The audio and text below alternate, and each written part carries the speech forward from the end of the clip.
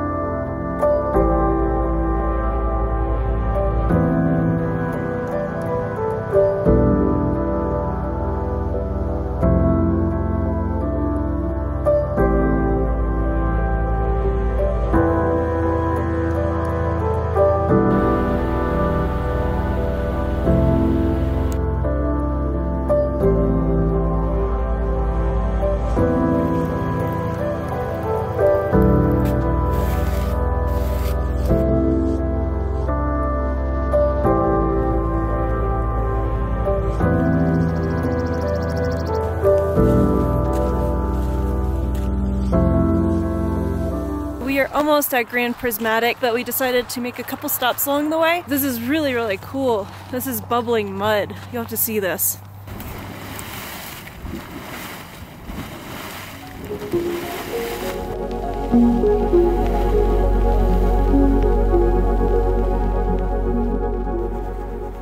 Please don't mind how much I look ridiculous. We just reached Grand Prismatic and we're about to head up that way. And then after that we're going to Old Faithful. But Grand Prismatic first.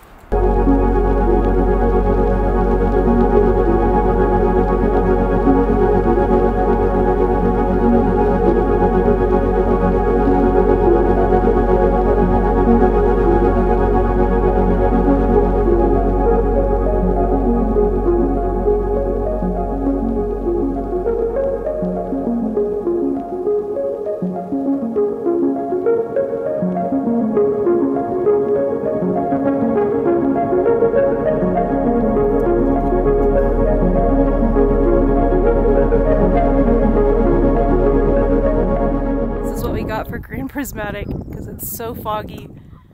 I see a little bit of the color over here, but I don't know if it catches on camera very well.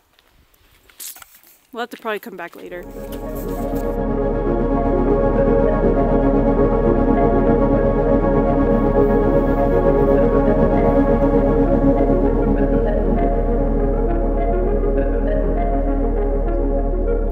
Panorama Man. Every video you've talked in.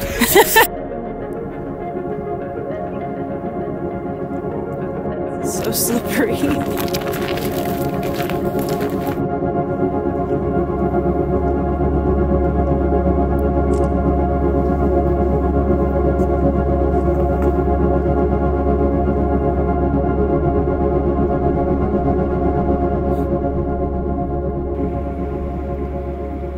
By this time it was about 8:30, so we stopped by Old Faithful Inn for breakfast and got pretty lucky considering we didn't have reservations and were sat down right away. The breakfast buffet was alright, but definitely not worth $20, but we did get to see the famous inn lobby, and then we headed over to see Old Faithful.